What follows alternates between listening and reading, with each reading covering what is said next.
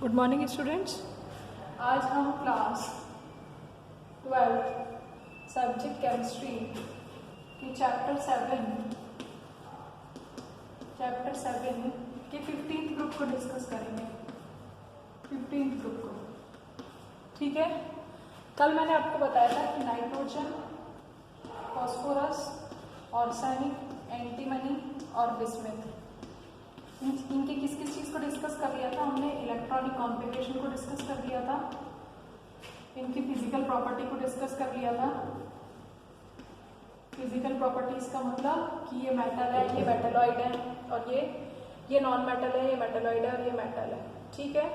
Configuration हम कैसे निकालेंगे ये मैंने आपको सब कुछ बता दिया था, ठीक है।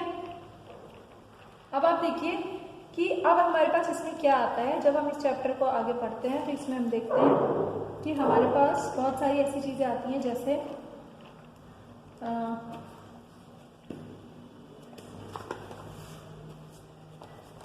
ऑक्सीडेशन स्टेट, ठीक है। आज हम पढ़ेंगे ऑक्सीडेशन स्टेट के बारे में, ठीक है। ऑक्सीडेशन स्टेट देखो इसकी कौन कौन सी हो सकती है। -3 हो सकती है, +3 हो सकती है, +5 हो सकती है, ठीक है। जैसे NCl3 है, x की निकालेंगे -3 = 0, तो x की वैल्यू कितनी आ गई, 3 आ गई। यदि NH3 में निकाल रही हूँ तो x + 3 = 0, x की वैल्यू आ गई -3, तो -3 आ रही है, +3 आ रही है। यदि PCl5 में निकाल रही हूँ तो x - 5 = 0, तो x की वैल्यू 5 आ गई। समझ में आ गया। तो ये इसकी ऑक्सीडेशन स्टेट्स, कोई भी आपको एलिमेंट दे सकता है, उसमें निकालनी है, ये होती हैं, ठीक। इसके अलावा जब हम ऊपर से नीचे जाते हैं तो ये सामान्य ऑक्सीकरण अवस्थाएं हैं, पहला। दूसरी बात क्या है कि जब हम ऊपर से नीचे जाते हैं तो +3 की डाउन द ग्रुप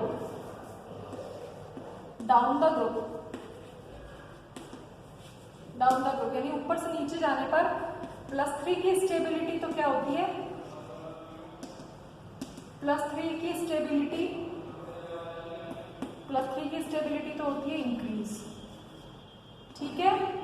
और +5 की स्टेबिलिटी होती है डिक्रीज। समझ में आ रहा है, डिक्रीज। यानी ऊपर से नीचे जाने पर +3 तो स्टेबल होती चली जाएगी, नीचे स्टेबल हो जाएगी, और +5 जो है ऊपर, +5 जो है वो अनस्टेबल होती चली जाएगी, ठीक है। अब ये जो +5 की स्टेबिलिटी है डिक्रीज होती जा रही है, किसके कारण, इनर्ट पेयर के कारण, इनर्ट पेयर इफेक्ट, ठीक है। इनर्ट पेयर इफेक्ट क्या है कि जो इनर्ट पेयर इफेक्ट किस पर लगता है, सबसे पहली बात है हैवियर एलिमेंट्स पर लगता है, हैवियर एलिमेंट्स पर, ठीक है। In heavier elements as electron do not take part in bonding, do not take part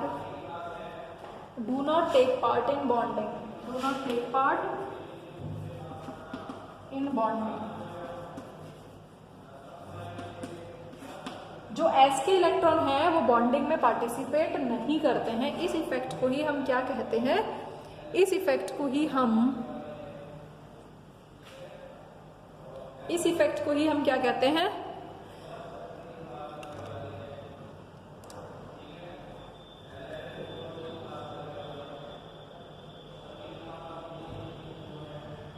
ठीक है। इसको हम कहते हैं इनर्ट पेयर इफेक्ट। समझ में आ गया, ठीक है। तो ये हो गया। नेक्स्ट देखिए कि जो S के इलेक्ट्रॉन है they do not take part in bonding, ठीक है। और क्या चीज है, आप देखिए कि फिर इसके बाद है कि जो नाइट्रोजन है वो क्या शो करता है, डिसप्रपोर्शनेशन रिएक्शन शो करता है। कौन सी रिएक्शन,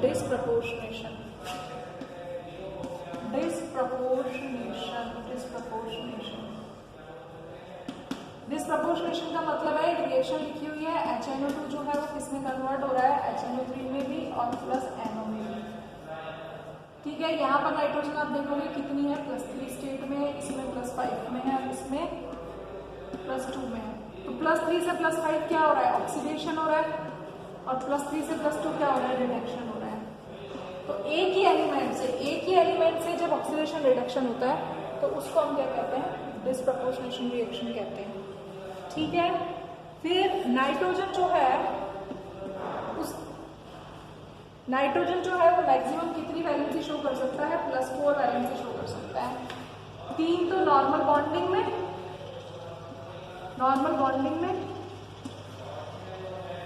और 1 कोऑर्डिनेट बॉन्ड बनाते वक्त, कोऑर्डिनेट बॉन्ड मैक्सिमम।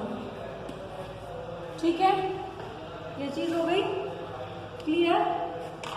फिर उसके बाद आती है नाइट्रोजन का एनोमैलस बिहेवियर। कि नाइट्रोजन जो है वो, इसके अलावा यदि हम देखें तो देखो नाइट्रोजन को छोड़कर बाकी एलिमेंट्स क्या शो करते हैं? एलोट्रॉपी शो करते हैं। एलोट्रॉपी, डिफरेंट फॉर्म्स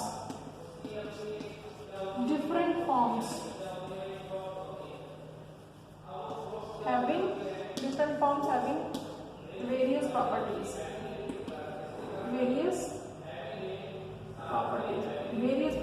का मतलब केमिकल, दोनों तरीके की प्रॉपर्टीज हो सकती है। ठीक है, तो ये इस तरीके से हो सकती है। और क्या हो सकता है? एलोट्रॉपी शो करते हैं। इसके अलावा यदि हम देखें तो अब आपके पास आता है एनोमैलस बिहेवियर।